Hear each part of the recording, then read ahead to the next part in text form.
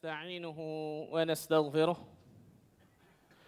ونتوب إليه ونعوذ بالله من شرور أنفسنا ومن سيئات أعمالنا من يهده الله فلا مضل له ومن يضلل فلا هادي له أشهد أن لا إله إلا الله وحده لا شريك له وأشهد أن محمدا عبده ورسوله صلوات الله وسلامه عليه نبينا وحبيبنا محمد صلى الله عليه وعلى آله وصحبه وسلم. قال الله تعالى في كتابه الكريم: يا أيها الذين آمنوا اتقوا الله حق تقاته ولا تموتن إلا وأنتم مسلمون. أما بعد. Ikhwani wa akhwati fid din, rahimani wa rahimakumullah. Saudara-saudariku sekalian, yang semoga Allah tabaraka wa taala selalu memberikan keberkahan dalam kehidupan antum semua. Alhamdulillah, kita bersyukur kepada Allah tabaraka wa taala atas segala limpahan karunia dan nikmat yang Allah berikan kepada kita semua. Sehingga pada kesempatan siang hari yang berbahagia ini, Allah tabaraka wa taala masih terus melimpahkan berbagai macam nikmat dan karunia-Nya kepada diri kita semua, sehingga kita dapat duduk hadir di tempat yang mudah-mudahan Allah berkahi ini, di tempat yang mudah-mudahan Allah turunkan para malaikat yang mengistighfarkan kita semua. Karena tidaklah kita duduk di sini kecuali dengan satu tujuan yang mulia, yaitu menuntut ilmu agama Allah tabaraka wa taala, mengangkat kebodohan dalam diri kita tentang ilmu agama ini. Dan semoga Allah berikan kemudahan kita untuk bisa mengamalkan ilmu-ilmu yang telah kita ketahui. Allahumma amin. Salam dan salam semoga tercurah kepada Rasulina al-Karim, Nabi kita Muhammad sallallahu alaihi wasallam, Nabi akhir zaman, Nabi yang telah membawa kita dari zaman kejahilian, dari zaman kebodohan, dari zaman keterasingan akan ilmu, menuju zaman yang terang benderang akan ilmu syar'i, itu zaman as-sunnah. Ikhwatul iman, rahimani wa rahimakumullah. Melanjutkan mabahas kita, kajian kita tentang hadis Al-Arba'in An-Nawawiyah, 42 hadis tentang pokok-pokok agama yang ditulis oleh Imam An-Nawawi rahimahullahu taala, dan masih hadis nomor ke-18. Setelah sudah kita bahas dua pembahasan dalam hadis ini, itu tentang takwa dan juga mengiringi perbuatan buruk dengan kebaikan. Kita akan bahas yang terakhir, itu tentang wa khaliqin nas bi khuluqin hasan, dan pergaulilah manusia dengan akhlak yang mulia, dengan akhlak yang baik. Hadis dari Abi Dzar Al-Ghifari dan juga Muadz bin Jabal radhiyallahu anhuma. Ikhwatul iman, rahimani wa rahimakumullah. Kalau kita lihat di awal hadis, Rasul sallallahu alaihi wasallam memerintahkan diri kita untuk bertakwa kepada Allah. Kemudian di akhir hadis, Rasul sallallahu alaihi wasallam memerintahkan kita untuk berakhlak mulia kepada manusia. Ini ada keterkaitan yang sangat luar biasa disebutkan. Ada banyak faedah di sini disebutkan oleh para ulama. Di antara faedah yang bisa disebutkan oleh para ulama, yang pertama, bahwa akhlak mulia itu adalah bagian dari ketakwaan. Akhlak mulia itu bagian dari ketakwaan. Nah, pertanyaannya sekarang, mengapa dalam hadis ini ketika Rasul sallallahu alaihi wasallam menyebutkan di awal hadis untuk bertakwa pada keadaan apapun diri kita, di akhir hadis Rasul sallallahu alaihi wasallam menyuruh diri kita untuk berakhlak mulia. Padahal akhlak mulia adalah bagian dari apa? Ketakwaan kepada Allah. Kemarin sudah kita bahas, di antara definisi takwa yang paling kita ketahui, mengerjakan perintah Allah, menjauhi apa? Larangan Allah. Dan kita tahu bersama, berakhlak mulia kepada manusia itu termasuk perintah Allah dan Rasulnya. Betul? Termasuk perintah Allah dan Rasulnya berakhlak mulia. Dan menjauhi akhlak-akhlak yang buruk itu termasuk perintah Allah dan Rasulnya pula. Karena bersikap akhlak buruk itu larangan Allah dan Rasulnya. Jadi pada hakikatnya berakhlak mulia itu bagian dari apa? Ketakwaan. Nah, di sini sekarang pertanyaannya, mengapa dalam hadis ini Rasul sallallahu alaihi wasallam mengkhususkan di akhir hadis tentang kewajiban untuk berakhlak mulia kepada manusia. Padahal kita tahu bersama akhlak mulia itu bagian dari ketakwaan. Ini ada hikmah besar di sini kata para ulama. Al-Hafidz Ibn Rajab Al-Hambali rahimahullahu taala dalam kitabnya Jami'ul Ulum wal Hikam menyebutkan bahwa berakhlak mulia termasuk bagian dari ketakwaan. Termasuk bagian dari ketakwaan. Akhlak disebutkan secara sendiri. Yang pertama hikmahnya karena ingin menunjukkan pentingnya akhlak itu, ikhwan. Saya ulang. Akhlak mulia tadi bagian dari apa? Ketakwaan pada Allah. Nah, pertanyaannya kalau itu bagian ketakwaan, kenapa Rasul sallallahu alaihi wasallam menyebutkan di akhir hadis wa khaliqin nas bi khuluqin hasan. Pergaulilah manusia dengan akhlak yang mulia. Ternyata ada hikmahnya. Yang pertama, kata Al-Hafidz Ibn Rajab Al-Hambali, untuk menunjukkan bagaimana pentingnya akhlak mulia. Untuk menunjukkan bagaimana apa? Pentingnya akhlak mulia. Akhlak mulia bagian dari ketakwaan. Tapi saking menunjukkan bagaimana pentingnya akhlak mulia, Rasul sallallahu alaihi wasallam mengkhususkan setelah menyuruh di awal hadis untuk bertakwa, di akhir hadis Rasul sallallahu alaihi wasallam memerintahkan diri kita wa khaliqin nas bi khuluqin hasan. Pergaulilah manusia dengan akhlak yang mulia. Ini menunjukkan akhlak mulia ini bagian yang luar biasa pentingnya dalam Islam. Karena dinul Islam, dinul akhlak. Agama Islam ini agama akhlak, jelas. Nabi kita Muhammad sallallahu alaihi wasallam diabadikan oleh Allah Azza wa Jalla dalam Al-Quran. Apakah karena ketampanannya? Apakah karena nasabnya mulia luar biasa tinggi? Wa innaka la'ala khuluqin azim. Dan sesungguhnya engkau ya Muhammad benar-benar memiliki akhlak yang sangat mulia, budi pekerti yang sangat luar biasa luhurnya. Karena inilah Nabi SAW diabadikan dalam Al-Quranul Karim, karena akhlaknya. Begitu pentingnya tentang masalah akhlak ini, saking luar biasanya, maka Rasul SAW mengkhususkan satu perintah khusus di akhir hadis. Wa khaliqin nas bi khuluqin hasan. Dan pergaulilah manusia dengan akhlak yang mulia, dengan akhlak yang baik. Ini hikmah pertama nih, kawan. Menunjukkan bahwa akhlak mulia adalah sesuatu yang luar biasa pentingnya dalam Islam. Karena agama Islam, agama akhlak. Yang kedua, hikmah yang kedua, mengapa Rasul SAW di akhir hadis menyuruh diri kita untuk berakhlak dengan akhlak mulia? Karena banyak yang menyangka bahwa takwa hanya menunaikan hak Allah semata. Karena banyak orang yang menyangka nih, kata-kata takwa cuma menunaikan hak Allah semata. Ibadah kepada Allah, ikhlas ketika beribadah, kan gitu ya. Menjauhi dosa, betul. Tapi ternyata di antara takwa, ternyata bukan hanya menunaikan hak Allah Azza wa Jalla, tapi juga menunaikan hak siapa? Hak makhluk, menunaikan hak orang tua kita, menunaikan hak tamu, menunaikan hak tetangga, menunaikan hak sesama muslim, menunaikan hak sesama manusia, menunaikan hak sesama makhluk Allah Azza wa Jalla. Itu akhlak dan itu takwa semua tuh. Allah dan Rasulnya memerintahkan itu detail luar biasa dalam Al-Quran dan As-Sunnah. Bagaimana berakhlak kepada orang tua, bagaimana berakhlak kepada tamu, bagaimana akhlak kepada tetangga, bagaimana akhlak kepada sesama muslim, bagaimana akhlak kepada orang kafir, bagaimana akhlak kepada sesama makhluk, bagaimana akhlak kepada jamadat, kepada benda mati diajarkan dalam Islam. Ini hikmah yang kedua, bahwa apa? Banyak manusia atau kaum muslimin yang menyangka bahwa takwa hanya menunaikan hak Allah tanpa memperhatikan hak sesama. Bahwa ternyata apa? Takwa itu semuanya menyeluruh.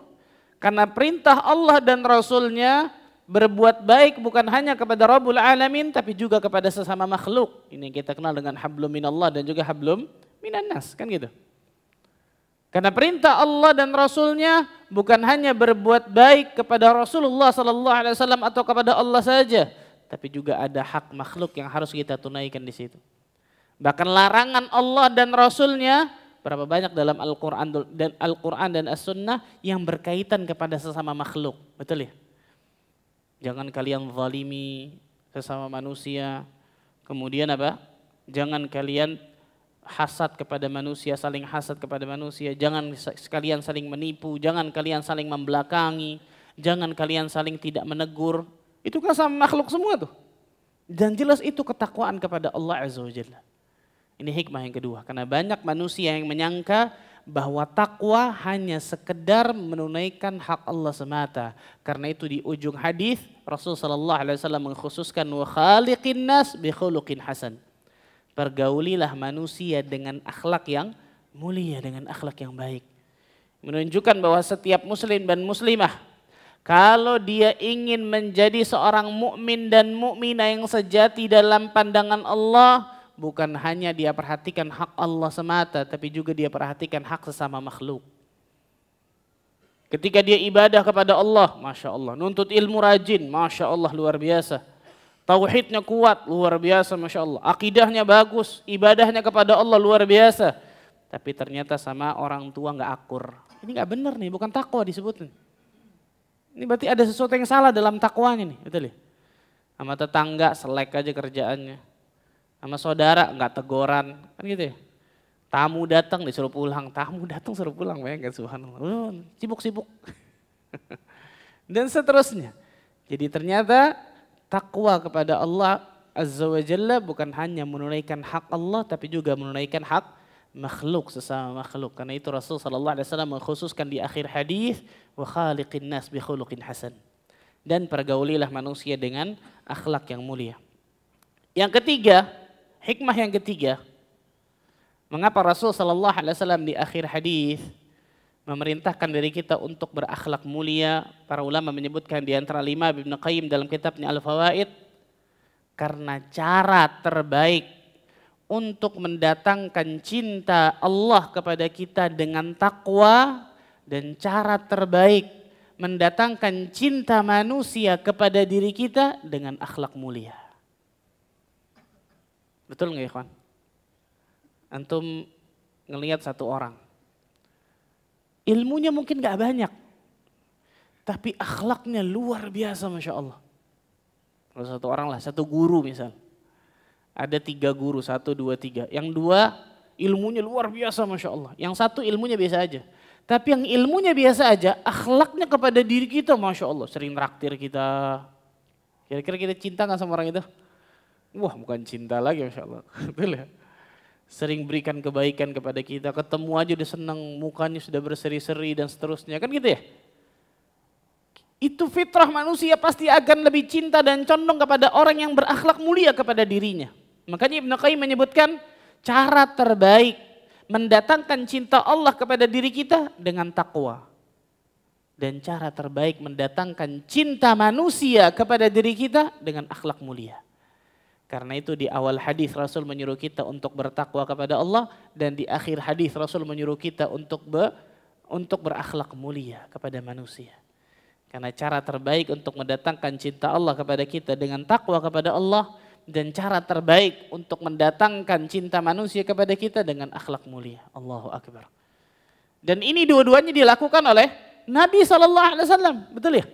Rasul sallallahu alaihi wasallam bukan hanya membangun hubungannya dengan Allah yang luar biasa, tapi juga membangun hubungannya dengan sesama makhluk yang luar biasa. Karena itu beliau sebelum diangkat menjadi nabi dan rasul sudah terkenal tuh. Apa julukannya? Al-Amin. Orang yang terpercaya, orang yang jujur, orang yang amanah. Itu sebelum diangkat jadi nabi dan rasul. Bahkan ketika diangkat menjadi nabi dan rasul, ketika orang-orang kafir Quraisy mengatakan Muhammad ini majnun, gila, Muhammad ini sahir, penyihir, Muhammad ini syair, penyair, Muhammad ini kadzab, pembohong. Tapi orang-orang Quraisy menitipkan barang berharga mereka kepada Rasul sallallahu alaihi wasallam. Jadi siangnya nuduh nabi kita Muhammad SAW pendusta, penyihir, penyair, apalagi itu, subhanallah. Semua tuduhan lengkap. Tapi ketika di malam hari, ya Muhammad ini barang berharga ana titip ke ente ya. Kenapa? Karena mereka tidak menemukan di kota Mekah orang yang lebih amanah, jujur, terpercaya melebihi Nabi kita Muhammad SAW. Karena itu Ali bin Abi Thalib ketika peristiwa hijrah menggantikan posisi Nabi, betul ya? tahu insya Allah ceritanya ma'ruf. Ali bin Abi Thalib 3 hari setelah itu baru apa? Baru hijrah ke kota Madinah. Kenapa? Karena ditugaskan oleh Nabi SAW untuk mengembalikan barang-barang berharga orang-orang Quraisy yang dititipkan kepada Nabi SAW. Antum punya berlian mahal, titipin ke musuh antum. Kira-kira gimana? Ustaz, temen aja raib Pak Ustaz. Ini musuh lagi, betul ya? Kan nggak masuk akal, betul ya? Di siang hari orang-orang Quraisy mencerca Nabi kita, menuduh Nabi kita penyihir, penyair, orang yang gila, pembohong. Nitipin barang berharga ke Rasul sallallahu alaihi wasallam. Kan berarti hati mereka mengetahui bahwa Rasul sallallahu alaihi wasallam ini apa? Benar, tapi mereka mendustai. Subhanallahilazim. 3 hari, bayangkan Ali bin Abi Thalib diperintahkan untuk kembaliin satu per satu tuh barang berharga orang-orang kafir Quraisy yang dititipkan kepada Nabi sallallahu alaihi wasallam. Akhlak Rasul sallallahu alaihi wasallam tadi diakui oleh musuhnya berarti, betul ya? Ini sekarang diakui oleh orang satu ring satunya, terdekatnya. Siapa itu? Istri Nabi sallallahu alaihi wasallam. Ketika sahabat bertanya kepada Nabi kepada Aisyah radhiyallahu anha, "Kaifa khuluqu Rasulullah sallallahu alaihi wasallam?" Bagaimana akhlak Rasul sallallahu alaihi wasallam wahai Aisyah, wahai ibunda Aisyah? Apa kata Aisyah? "Alam taqra'ul Qur'an?" Apakah engkau enggak baca Al-Qur'an? Kana khuluquhul Qur'an. Akhlak Nabi SAW, Al-Quran persis sudah. Apa yang dia dalam Al-Quran, pasti beliau mengamalkan apa yang dalam Al-Quran. Pengakuan langsung dari ring satunya nih, istri beliau. Kalau kita mau tahu ikhwan, orang ini baik atau tidak, salah satu caranya tanya kepada orang yang paling dekat kepadanya. Siapa itu? Teman tidurnya, satu selimutnya. Pasangan hidupnya, betul ya? Berapa banyak orang-orang ketika di luar sana bisa tertawa dengan temannya, bisa senang-senang dengan kolega bisnisnya, tapi ketika masuk ke dalam rumah, Allahu Akbar, gak ada kebaikan yang diberikan kepada anak istrinya. Ini salah besar. Ini bukan sunnah Nabi SAW. Makanya kalau antum mau tahu antum orang baik atau tidak, para suami ini, coba tanya sama pasangan hidup antum. Pulang dari sini, tanya ke istri antum. Saya orang baik gak? Yang belum punya istri, Pak Ustaz, ya nasib sudah, mau gimana terus mana. Sabar. Tanya kepada ini. Begitu juga Pak, seorang istri tanya kepada suaminya. Bagaimana diri saya di pandangan diri antum. Kan gitu. Karena teman satu kamarnya itu subhanallah. Gak mungkin bisa mujamalah, gak mungkin bisa basa-basi itu. Akan keluar sifat aslinya kan gitu ya. Dan seterusnya. Allahu Akbar. Dan ini bedanya ketika seorang makhluk tambah kenal dengan makhluk, dia akan tambah ngelihat apa? Bagaimana aibnya, bagaimana kekurangan dan seterusnya. Berbeda dengan seorang makhluk tambah kenal dengan sang Khalik, dia akan tambah cinta kepada Allah karena tidak akan pernah menemukan sedikit pun aib dari Allah, kekurangan dari Allah. Wa khaliqin nas bi khuluqin hasan, dan pergaulilah manusia dengan akhlak yang mulia. Rasul sallallahu alaihi wasallam bersabda dalam hadis yang sahih, insyaallah taala ma'ruf hadis ini. Innama bu'ithtu liutammima salihal akhlaq, fi riwayah makarimal akhlaq.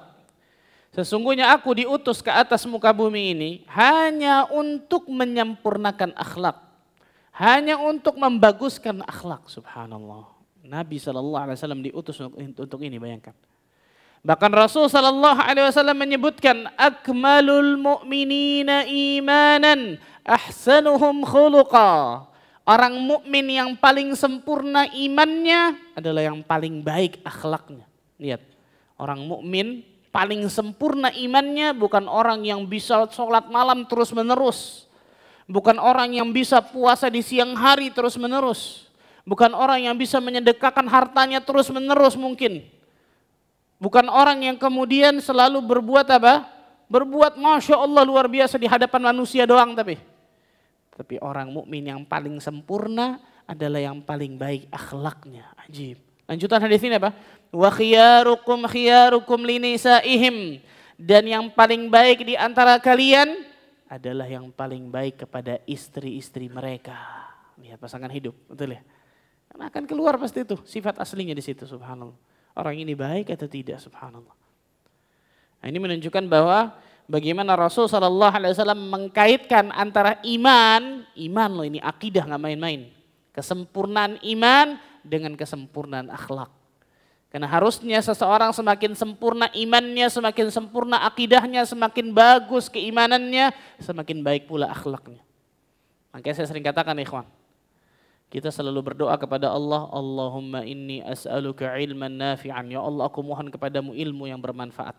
Salah satu buah manis dari ilmu yang bermanfaat, ilmu itu akan melahirkan akhlak yang mulia pada orang-orangnya.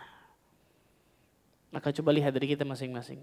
Berapa lama kita beragama Islam, berapa lama kita kenal agama Islam ini, berapa lama kita kenal kajian sunnah mungkin, berapa lama kita duduk di kajian seperti ini. Apakah lama waktunya ini nih telah menghasilkan ilmu-ilmu yang bermanfaat bagi diri kita atau tidak?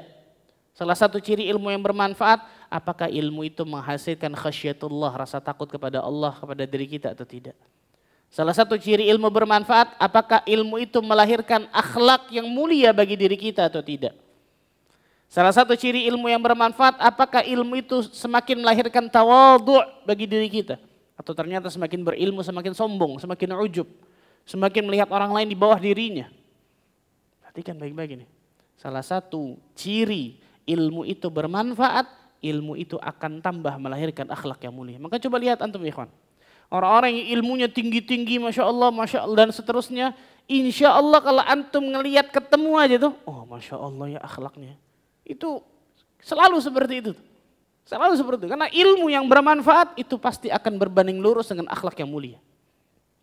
Semakin tinggi ilmunya, semakin akhlaknya mulia. Ini disebutkan oleh para ulama tentang masalah ini. Ikhwatal iman, rahimani wa rahimakumullah. Kita akan menyebutkan sedikit beberapa keistimewaan atau keutamaan akhlak mulia dalam Islam. Apa saja keutamaan yang Allah tabaraka wa ta'ala akan berikan bagi orang-orang yang berakhlak mulia bagi dirinya. Untuk apa keutamaan ini? Untuk memotivasi diri kita untuk selalu berakhlak mulia, ikhwan. Yang pertama, akhlak mulia adalah salah satu faktor terbanyak yang memasukkan manusia ke dalam surga. Akhlak mulia adalah salah satu faktor terbanyak yang memasukkan manusia ke dalam surga Allah tabaraka wa ta'ala. Di dalam hadis yang sahih, Rasul sallallahu alaihi wasallam ditanya tentang hal yang paling banyak memasukkan manusia ke dalam surga Allah azza wa jalla. Maka Rasul sallallahu alaihi wasallam bersabda, taqwallah wa husnul khuluq.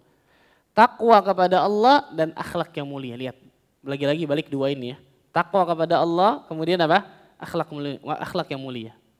Yang paling banyak memasukkan manusia ke dalam surga Allah, kata Nabi sallallahu alaihi wasallam, dua ini. Takwa kepada Allah dan akhlak yang mulia. Yang paling banyak memasukkan manusia ke dalam neraka Allah azza wa jalla, apa itu? Hah? Kalau tadi yang paling banyak memasukkan manusia ke surga Allah, takwa kepada Allah dan akhlak mulia. Nah sekarang yang paling banyak memasukkan manusia ke neraka Allah, apa itu? Hah? Mulut. Satu? Al-ajwafan. Dua lubang kata Nabi SAW. Al-famu wal-faraj. Mulut dan kemaluan. Ini dua hal yang paling banyak memasukkan manusia ke neraka Allah Azza wa Jalla. Na'udzubillah min dzalik. Lisan, mulut, lisannya dan juga kemaluannya. Fala haula wala quwata illa billah. Dan ini dua-duanya nyambung sama masalah akhlak loh. Betul ya? Dua-duanya nyambung masalah akhlak loh. Kalau orang lisannya buruk, sudah pasti akhlaknya buruk itu. Karena lisan ini kata para ulama corongnya hati. Apa yang ada dalam hatinya keluar dari lisannya tuh. Begitu juga kemaluannya, na'udzubillah. Kalau dia nggak berakhlak kepada Allah Azza wa Jalla, nggak bakal nurut pada Allah. Contohnya nggak bisa jaga kemaluannya. Berzina, na'udzubillah, seenaknya. Pada hakikatnya nggak berakhlak berarti kepada agama ini. Ya, nyambung masalah itu juga. Jadi hal yang paling banyak masukkan manusia ke dalam surga adalah takwa kepada Allah dan akhlak yang mulia. Dan hal yang paling banyak masukkan manusia ke dalam neraka Allah adalah dua lubang, yaitu mulut dan juga kemaluan. Ini yang pertama, keutamaan pertama. Ketika seseorang ingin mendapatkan surga Allah Azza wa Jalla, salah satu cara, faktor terbesar tidak lain tidak bukan selain takwa kepada Allah, berakhlak mulia. Yang kedua, akhlak mulia adalah barometer keimanan seseorang. Tadi hadis itu. Akhlak mulia adalah barometer keimanan seseorang. Jadi kalau ingin melihat orang ini orang baik atau tidak, agamanya benar atau tidak, imannya baik atau tidak, salah satu faktor yang akan dilihat ini akhlak yang mulia. Bagaimana akhlaknya kepada manusia terutama. Dan juga akhlak ini luas pada hakikatnya. Rasulullah SAW bersabda tadi, akmalul mu'minina imanan ahsanuhum khuluqa. Orang mukmin yang paling sempurna imannya, yang paling baik akhlaknya. Dalam hadis yang lain, Rasulullah SAW bersabda, la yajtami'u syuh wal iman fi qalbin abdin abada. Tidak akan bersatu dalam hati seseorang yang beriman antara iman dan sifat kikir. Tahu kikir? Pelit, bakhil, koret, apalagi itu, kedekut dan seterusnya. Tidak akan pernah bersatu dalam hati orang yang beriman ketika imannya bagus, ternyata ada kekikiran dalam hatinya. Enggak mungkin, mustahil. Ini menunjukkan apa? Bahwa iman itu sangat erat dengan apa? Akhlak yang mulia. Bahkan barometer keimanan itu akhlak yang mulia disebutkan oleh Rasulullah SAW. Ini yang kedua. Yang ketiga, ikhwan. Di antara keutamaan akhlak yang mulia yang ketiga, dekat kedudukannya dengan Rasul SAW di hari kiamat. Jadi orang-orang yang memiliki akhlak yang mulia, kedudukannya akan dekat dengan Rasulullah SAW di yaumul qiyamah, di hari kiamat. Allahu Akbar. Dalam hadis yang sahih, yang diriwayatkan Imam Ibnu Majah dan juga yang lainnya, Rasulullah SAW bersabda, inna min ahabbikum ilayya wa aqrabikum minni majlisan yaumal qiyamah ahasinukum akhlaqa. Sesungguhnya orang yang paling aku cintai, bayangkan, orang yang paling aku cintai kata Nabi, dan paling dekat kedudukannya dengan diriku kata Rasul sallallahu alaihi wasallam di hari kiamat nantinya, ahasinukum akhlaqa, orang yang paling baik akhlaknya di antara kalian. Allahu Akbar. Ajib ini kan, luar biasa. Dan ini berat. Ini susah saya katakan ikhwan. Ini enggak mudah, luar biasa loh ini. Ini berat luar biasa. Karena akhlak itu banyak luar biasa. Disebutkan akhlak salafus salih itu luar biasa banyaknya. Akhlak yang diajarkan Nabi SAW itu luar biasa banyaknya. Jadi orang-orang yang memiliki akhlak yang mulia maka kedudukannya akan dekat dengan Nabi SAW, bahkan Rasul SAW akan paling mencintai orang-orang seperti ini. Siapa yang gak mau dicintai oleh Rasul SAW, ikhwan, subhanallah. Yang selanjutnya, keutamaan akhlak mulia selanjutnya, mendapatkan pahala orang yang terus-menerus beribadah. Ini menarik nih, ikhwan. Mendapatkan pahala orang yang terus-menerus di dalam beribadah. Dalam sebuah hadis yang sahih dari Imam Abu Dawud, Rasul sallallahu alaihi wasallam bersabda, "Innal mu'min la yudriku bi husni khuluqihi darajat as-shaim al-qa'im." Fi riwayah as-shawwam wal qawwam. Sesungguhnya seorang mukmin dengan akhlak yang mulianya akan mencapai derajat orang yang berpuasa di siang hari dan sholat malam di malam hari. Dalam riwayat lain, as-shawwam al-qawwam. Shawwam ini orang yang terus-menerus berpuasa, qawwam orang yang terus-menerus sholat malam. Dengan apa? Dengan akhlak mulianya. Jadi subhanallah ikhwan, manusia ini Allah Azza wa Jalla berikan kelebihan macam-macam. Ada orang kelebihannya fisiknya misal, sehingga ketika dia puasa nggak ada masalah. Ketika dia sholat malam nggak ada masalah. Maka dia bisa apa? Memperbanyak amal-amal yang memang bisa menunjang fisiknya. Karena fisiknya menunjang. Dia banyak puasa, dia banyak sholat malam. Ada orang yang fisiknya lemah. Tapi Allah takdirkan mungkin hartanya banyak. Sehingga mungkin dia apa? Bisa banyak bersedekah, bantu orang dengan hartanya, bantu dakwah dengan hartanya, luar biasa. Contohnya Abu Bakar As-Siddiq radhiyallahu anhu. Ada orang subhanallah, fisiknya qaddarallah lemah, hartanya qaddarallah lebih lemah lagi, betul ya? Tapi itu bisa dia Kejar semua itu dengan akhlak yang mulia. Bayangkan. Dengan akhlak yang mulia. Karena setiap orang pasti beda-beda kan. Akhlak mulia ini bisa semua orang loh, subhanallah. Sesungguhnya seorang mukmin akan mencapai derajat orang yang sholat malam terus menerus, puasa di siang hari terus menerus dengan akhlak mulianya. Istimewa ini kawan. Berarti bisa mencapai derajat orang yang ahli ibadah itu, subhanallah. Dalam pandangan Allah tabaraka wa ta'ala jelas. Dengan akhlak mulianya, masya Allah. Kemudian selanjutnya, keutamaan selanjutnya, akhlak mulia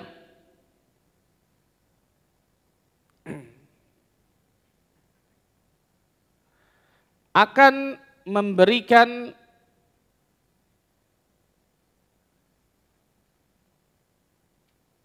tadi hilang subhanallah. Tenang.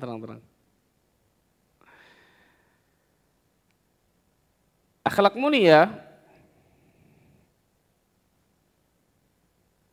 dengan akhlak mulianya Allah Azza wa Jalla memuji khusus orang yang berakhlak mulia. Jadi dengan akhlak mulia, Allah Azza wa Jalla akan memuji khusus orang tersebut. Allah Azza wa Jalla bersumpah di dalam surat Al-Qalam atau surat Nun, ayat 1-4. Nun wal qalami wa ma yasturun, ma anta bi ni'mati rabbika bimajnun, wa innaka la inna laka la ajran ghaira mamnun, wa innaka la ala khuluqin azim. Nun, demi pena dan apa yang mereka tuliskan. Dengan karunia Rabbmu, engkau ya Muhammad bukanlah orang yang gila. Karena mereka orang-orang Quraisy menuduh Nabi kita Muhammad SAW orang yang gila. Dan sesungguhnya engkau pasti mendapatkan pahala besar yang tidak putus-putus. Lihat, mendapatkan pahala besar yang tidak putus-putus.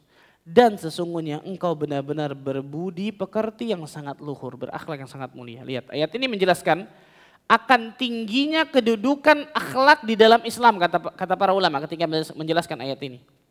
Karena ayat ini isyarat kepada diri kita, Rasul sallallahu alaihi wasallam dengan akhlak mulianya Allah abadikan dalam Al-Qur'an, bahkan pahalanya enggak putus-putus. Maka orang-orang yang mengikuti Nabi sallallahu alaihi wasallam, jejaknya, langkahnya, salah satunya akhlak yang mulia akan mendapatkan ini pula kepada beliau.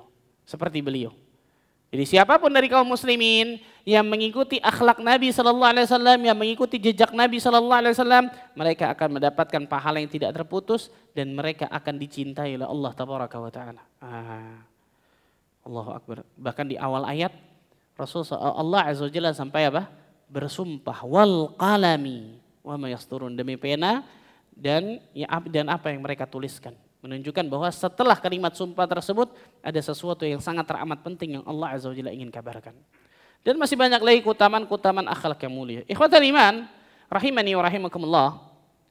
Akhlak mulia disebutkan atau akhlak itu ada dua jenis.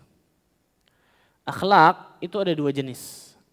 Secara singkat, yang pertama namanya akhlak jibilli. Jibilli atau jibilliyah sama aja. Akhlak jibilli atau jibilliyah. Kalau bahasa Indonesia nih watak asli. Ini jibilli nih. Watak aslinya. Maksudnya apa? Akhlak jibilli ini adalah akhlak yang Allah Azza wa Jalla langsung berikan kepada siapapun yang Allah kehendaki. Akhlak baik yang Allah berikan kepada orang-orang yang Allah kehendaki, enggak semua orang. Contoh, kita kenal orang yang Masya Allah, dia sih penyabar Pak Ustadz orangnya. Terkenal orangnya penyabar, mau diapain aja sabar, betul ya? Ada orang yang terkenal sebaliknya, apa itu? Temperamen, betul ya? Orang yang pertama, yang Allah Azza wa Jalla jadikan dia seorang penyabar, itu namanya akhlak jibilli. Akhlak jibilliyah. Watak aslinya memang Allah jadikan seperti itu. Ini kenikmatan besar nih. Nah ini enggak semua orang. Abdullah bin Mas'ud radhiyallahu anhu mengatakan, innallaha qasama bainakum akhlaqakum kama qasama bainakum arzaqakum. Sesungguhnya Allah membagi-bagikan akhlak kepada kalian sebagaimana Allah membagikan rizki kepada kalian. Ada yang rezekinya banyak, ada yang rezekinya sedang, ada yang rezekinya apa? Seret, betul ya? Sama akhlak juga seperti itu. Ada orang-orang yang Allah kasih akhlak baiknya banyak pada orang ini nih. Ya dia orang yang jujur, ya dia orang yang amanah, ya dia orang yang penyabar, dia orang yang wah Masya Allah. Tapi ada orang yang sedang, nggak banyak, tapi lumayan lah. Allah berikan akhlak mulia banyak. Ada orang yang cuma sedikit, akhlak mulianya Allah kasih cuma sedikit. Ya dia temperamen juga, ya dia pelit juga. Ini yang pertama, akhlak jibillin, watak aslinya. Yang kedua, namanya apa? Muktasab. Yang kedua muktasab. Apa itu? Akhlak yang didapat karena diusahakan, diperjuangkan, dilatih. Nah misal ada orang yang tadi tuh Allah berikan akhlak mulianya nggak banyak, sedikit doang. Apakah kemudian dia nggak bisa merubah dirinya menjadi akhlak mulia? Bisa.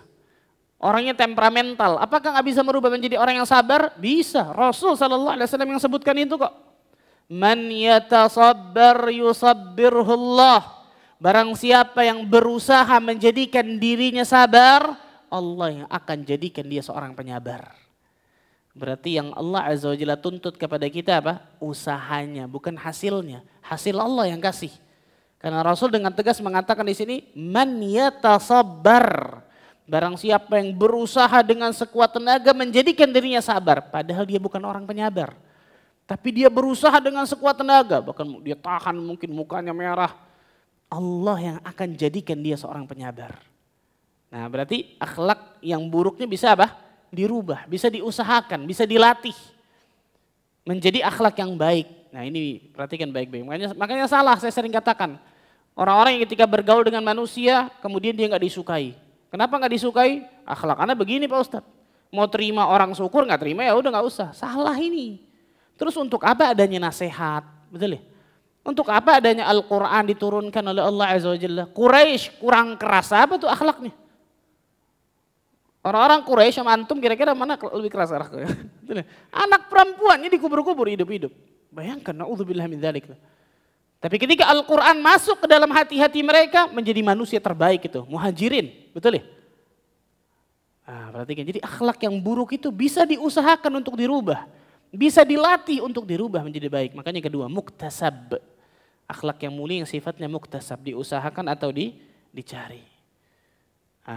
Rasul Sallallahu Alaihi Wasallam memberikan semangat bagi diri kita. Ana za'imun fi a'lal jannah. Aku menjamin bagi orang-orang akan mendapatkan rumah di surga yang paling tinggi. Bi baitin fi a'lal jannah. Bagi siapa? Liman hassana khuluqahu, bagi orang-orang yang memperbaiki akhlaknya. Betul ya? Lihat, kata-katanya liman hassana, bagi orang-orang yang berusaha memperbaiki akhlaknya. Maka ketika kita lihat akhlak buruk kita 1, 2, 3, kita berusaha satu persatu untuk memperbaiki akhlak buruk kita tersebut. Yang Allah lihat adalah usahanya bukan hasilnya. Hasilnya Allah Azza wa Jalla yang berikan. Tapi yakinlah ketika usaha kita maksimal, doa kepada Allah dengan tawakal kepada Allah, Allah akan berikan hasil yang maksimal juga yang baik pula. Ini masalah akhlak dan masih panjang tentang masalah ini. Semoga Allah Tabaraka wa Ta'ala jadikan dari kita termasuk golongan hamba-hamba Allah yang memiliki akhlak yang mulia dan bertakwa kepada Allah sehingga Allah Azza wa Jalla bisa berikan berbagai macam keutamaan bagi diri kita di dunia dan juga di akhirat. Wallahu ta'ala alam bisawab. Ini mungkin yang saya bisa sampaikan. Semoga yang sedikit dan bermanfaat bagi diri saya dan antum sekalian. Semoga Allah berikan keberkahan Ramadan bagi diri kita. Semoga Allah jadikan diri kita termasuk golongan hamba-hamba Allah yang mendapatkan Lailatul Qadar. Dan Allah jadikan diri kita orang-orang yang bertakwa ketika Ramadan dan setelah Ramadan. Yang dengan itu Allah Azza wa Jalla bisa kumpulkan kita semua nanti di surga Firdaus tanpa hisab dan tanpa adab. Allahumma amin rabbil alamin. Subhanakallah bihamdika. Asyhadu an la ilaha illa anta astaghfiruka wa atubu ilaik. Wassalamualaikum warahmatullahi wabarakatuh.